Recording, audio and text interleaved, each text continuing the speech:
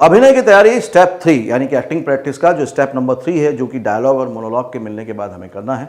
पहला हमने 5K पता किया था, दूसरा हमने पता किया उसमें इमोशन कौन कौन से और उसको मार्क कर लिया, मतलब वहां पे लिख दिया हमने, ताकि हम जब उसको प्रैक्टिस करें तो वो इमोशन हमको दिखे, तो हम वैसे ही प्रैक्टिस करेंगे उस इमोशन में। तो अपने आप जब आप डायलॉग परफॉर्म करेंगे तो उसमें वो इमोशनल जो एक बोलते हैं ना उतार चढ़ाव आना चाहिए, वो आना शुरू हो जाएगा। अब जो स्टेप नंबर 3 है वो ये है पॉज मार्किंग। ये बहुत इंपॉर्टेंट है, इसको मैंने पर्सनली बहुत बार यूज़ किया है, इसका बेनिफिट बहुत मिलता है। और आज जॉइंट फॉर्म्स के जितने भी एकेडमी के स्टूडेंट्स हैं वो भी इसको प्रैक्टिस करते हैं, उससे उनको बहुत बेनिफिट होता है। देखिए, कभी भी हम बातचीत करते हैं तो हम एक पॉज लेते हैं मतलब रुकते हैं, फिर दूसरी लाइन शुरू करते हैं। इसको नॉर्मली भाषा में मीटर भी कहा जाता है कि आपका बोलने का मीटर कैसा है। मीटर मतलब कि कहाँ से शुरू करके कहाँ खत्म, मतलब एक बार में आप कितने शब्दों का इस्तेमाल करते हैं।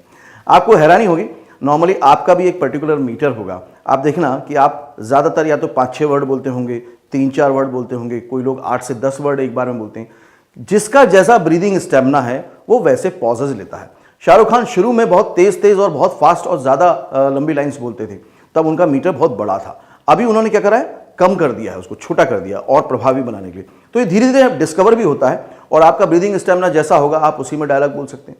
होता यह है कि जैसे ही हम डायलॉग को याद करते हैं और परफॉर्म करना शुरू करते हैं, ऑटोमेटिकली नर्वसनेस की वजह से हमारी स्पीड बढ़नी शुरू हो जाती है। आपने भी देखा होगा, अगर कभी परफॉर्म किया है तो आप नॉर्मली जब बात करते हैं तो उतना फास्ट नहीं बोलते हैं, और जब आप परफॉर्म करते हैं तो आप बहुत फास्ट बोलते हैं और कहीं पर फंबल आ जाता है ना, ओवरलैप हो जाता है, जबान लड़खड़ा जाती है या आप लाइंस भूल जाते हैं। इस सब की वजह एक ही है कि आपने अपनी नॉर्मल जो आपकी स्पीड है या जो मीटर है उसको बदल दिया। अब आपने जैसे मीटर बदला, आपकी क्षमता थी मान लीजिए 5 से 6 शब्द एक बार में बोलने की। अब जब परफॉर्मेंस आई, नर्वस हुए, आपने 8-10 शब्द बोलने शुरू कर दिए और तेज बोलने शुरू कर दिए। तो अब क्या होगा, वो आपका जो ब्रेन है वो डिलीवर कर ही नहीं पाएगा वर्ड्स को, तो आपकी जुबान या तो लड़खड़ा जाएगी, फंबल हो जाएगा, या फिर आपको लगेगा आप लाइन भूल गए। जबकि ऐसा नहीं हुआ ये है कि आपकी नॉर्मल जो तय स्पीड है आपने उस स्पीड से ज़्यादा स्पीड बढ़ा दी है, जो कि आपकी ब्रीदिंग आपको सपोर्ट नहीं दे पा रही। तो जैसे ही हमने इमोशनल मार्किंग करी, हमको समझ में आ गया कि ये इमोशनल मार्किंग हो गई। अब हमको उसको डायलॉग में पॉज मार्किंग करना है। हम पॉज मार्किंग भी सेम डायलॉग पे ही समझते हैं ताकि वो परफॉर्मेंस के लिए रेडी होता जाए कि मैं कभी सोच भी नहीं सकता था कि तू मेरे साथ ऐसा करेगा। तो यहां पे भी एक चीज क्लियर कर दूं, पॉज आप अपने हिसाब से लीजिए, कहीं पर भी ले सकते हैं, इससे कोई फर्क नहीं लगता। जैसे मैं एग्जाम्पल के लिए आपको बोल के बताता हूं, मैं कभी सोच भी नहीं सकता था कि एक दिन तू मेरे साथ ऐसा करेगा, तो मैंने यहां पर एक भी पॉज नहीं लिया। ठीक है, टेक 2, मैं कभी सोच भी नहीं सकता था कि तू मेरे साथ ऐसा करेगा, तो मैंने क्या करा, एक पॉज लिया, है ना। अब एक्ट 3, मैं कभी सोच भी नहीं सकता था कि तू मेरे साथ ऐसा करेगा, अब मैंने क्या करा, 3 पॉज ले लिए। तो इससे कोई फर्क नहीं पड़ता, आप जिसमें कंफर्टेबल हैं बस उस इमोशन में लाइंस को बोल के देखिए। जहां पर कंफर्टेबली आप पॉज ले रहे हैं वहां पे एक लाइन खींच दीजिए, मार्किंग कर लीजिए, हो गई आपकी पॉज मार्किंग। इससे जो सबसे बड़ा बेनिफिट आपको मिलेगा कि अभी तो हम मेमोराइज पे पहुंचे ही नहीं है, रिहर्सल पे पहुंचे नहीं है, उससे पहले की तैयारी हो रही है। तो अब क्या होगा, जब हम रिहर्सल करेंगे तो बार बार इसी जगह पे रुकेंगे क्योंकि हम लाइंस को देख रहे हैं। तो हमारी जो नॉर्मल स्पीड है, जब हमने उसी में प्रैक्टिस की तो हमारी स्पीड भी कंट्रोल में रहेगी और परफॉर्मेंस बहुत ईजिली हो जाएगी। ठीक है, तो इस डायलॉग पे तो मैं आपको करके बता रहा हूं कि कैसे करना है पॉज मार्किंग। अलग अलग भी कर सकते हैं, इसके लिए पूरी खुली छूट है, इसकी कोई फिक्स डेफिनेशन नहीं है कि आप कहां पर कितने पॉज लेंगे। बस हाँ, एक बात का ध्यान रखना है कि पॉज गलत जगह पे लेने से कई बार अर्थ बदल जाता है, तो ऐसा ना करें। मैं एग्जांपल के लिए आपको बताता हूं, जैसे 4 वर्ड हैं, रोको मत आने दो। ठीक है, अब अगर मैं बोलता हूं, पॉज पे गौर कीजिएगा, रोको मत आने दो, तो मैंने कहा लिया पॉज, रोको मत के बाद, तो इसका मतलब क्या हुआ, रोको मत आने दो, मतलब उसको आने दो बंदे को। अब मैं बोला हूं रोको मत आने दो, तो मैंने रोको के बाद जैसी पॉज दिया, पूरा का पूरा अर्थ बदल गया। बस इतना सेंस आपको लगाना है कि अर्थ ना बदले, बाकी आप अपने हिसाब से पॉज मार्किंग कर सकते हैं और जो भी है वो ठीक होगा। हाँ, ये हो सकता है कि जब आप शूटिंग पे जाएं, आपने मान लीजिए 4-5 पॉज पे प्रैक्टिस की हुई है, डायरेक्टर कई बार आपसे डिमांड कर सकता है कि नहीं यार ये मुझे फास्ट चाहिए, तो क्योंकि आपने प्रैक्टिस की हुई है, अब डायरेक्टर डिमांड कर रहा है तो हम फास्ट बोल देंगे। लेकिन यहां पर चुना किसने, डायरेक्टर ने, तो डायरेक्टर जानता है उसको ये चीज फास्ट चाहिए या स्लो चाहिए। पर अपनी तैयारी करते समय पॉज मार्किंग जरूर करें। इससे पूरा का पूरा मोनोलॉग, पूरा का पूरा डायलॉग आपके कंट्रोल में आ जाता है। तो इसको अब एक दो मोनोलॉग पे आप सेल्फ प्रैक्टिस करें। तो पॉज मार्किंग की भी एक प्रैक्टिस कर लेते हैं हम लोग। बुक में आपके पास ये डायलॉग अवेलेबल ही होगा। मैंने तुमसे कितनी बार कहा है कि तुम अपनी हरकतों से बाज आ जाओ, वरना इसका अंजाम बहुत बुरा होगा। लगता है लातों के भूत बातों से नहीं मानेंगे। तो एक बात का ध्यान रखें, मैंने जैसा कहा है कि आपको जो पॉजेज लेने हैं, जो आपको रुकना है बोलते हुए, वो आप अपने मीटर के हिसाब से करें। इसकी कोई फिक्स डेफिनेशन नहीं है। जैसे इस लाइन को मैं चाहूँ तो कह सकता हूँ कि मैंने तुमसे कितनी बार कहा है कि तुम अपनी हरकतों से बाज आ जाओ, वरना इसका अंजाम बुरा होगा।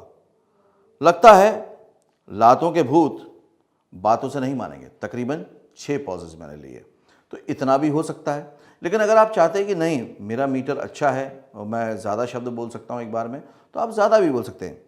मैंने तुमसे कितनी बार कहा है कि तुम अपनी हरकतों से बाज आ जाओ, वरना इसका अंजाम बहुत बुरा होगा।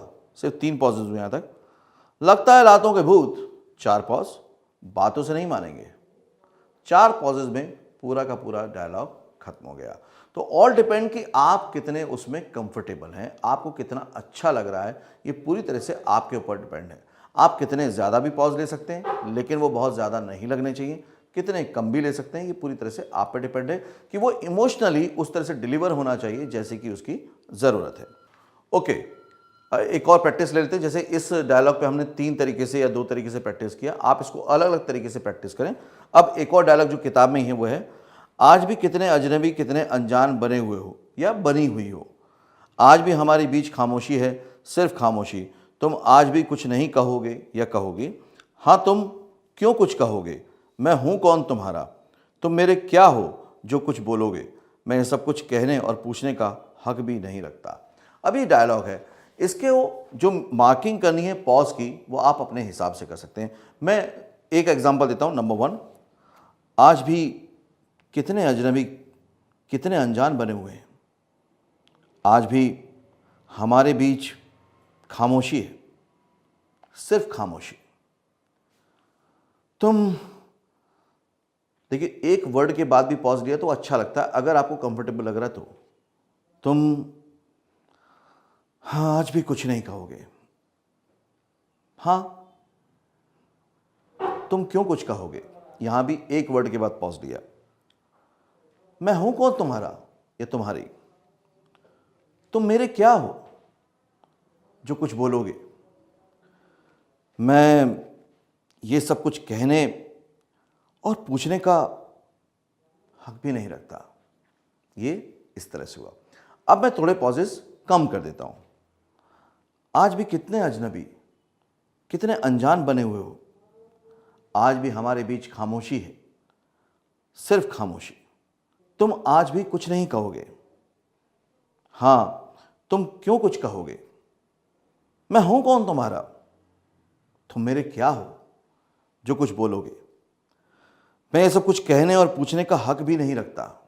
अब यहां पे मैंने पॉजेस कम कर दिए, लेकिन दोनों ही तरीके सही हैं। मेन बात यह है पॉज मार्किंग में कि आप अपनी ब्रीदिंग स्टेमिना के हिसाब से, अपने मीटर के हिसाब से पॉजेस लीजिए, लेकिन उसको पहले ही मार्क कर लीजिए, ताकि जब आप रिहर्सल करें, मेमोराइज करें, तो हर बार आप अगर वहीं पर रुकेंगे तो फ़ायदा ये होगा कि आपको ब्रीदिंग स्पेस मिलेगा। ब्रीदिंग स्पेस मिलेगा तो आपको डायलॉग अच्छी तरह से याद भी होगा, स्पीड कंट्रोल में होगी, स्पीड कंट्रोल में होगी तो इमोशन अच्छे से एक्सप्रेस होंगे, पूरी की पूरी परफॉर्मेंस आपके कंट्रोल में आ जाएगी। तो इसी तरह से प्रैक्टिस कीजिए।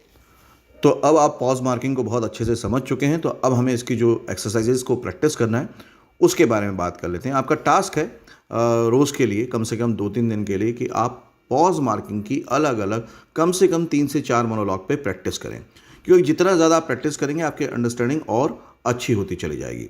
अगर आपको और भी मोनोलॉग्स चाहिए प्रैक्टिस के लिए तो उसको आप switch on switch off acting method book से भी ले सकते हैं, उसमें बहुत सारे मोनोलॉग दिए गए हैं। बस एक बात का ध्यान रखें कि प्रैक्टिस को पूरे शिद्दत के साथ करें, मतलब कि उसमें बिल्कुल फोकस करके अवेयरनेस के साथ करें कि आप क्या कर रहे हैं। पॉज मार्किंग फिर से रिपीट कर दूं, आप अपने हिसाब से कर सकते हैं, उसकी कोई भी फिक्स डेफिनेशन नहीं है।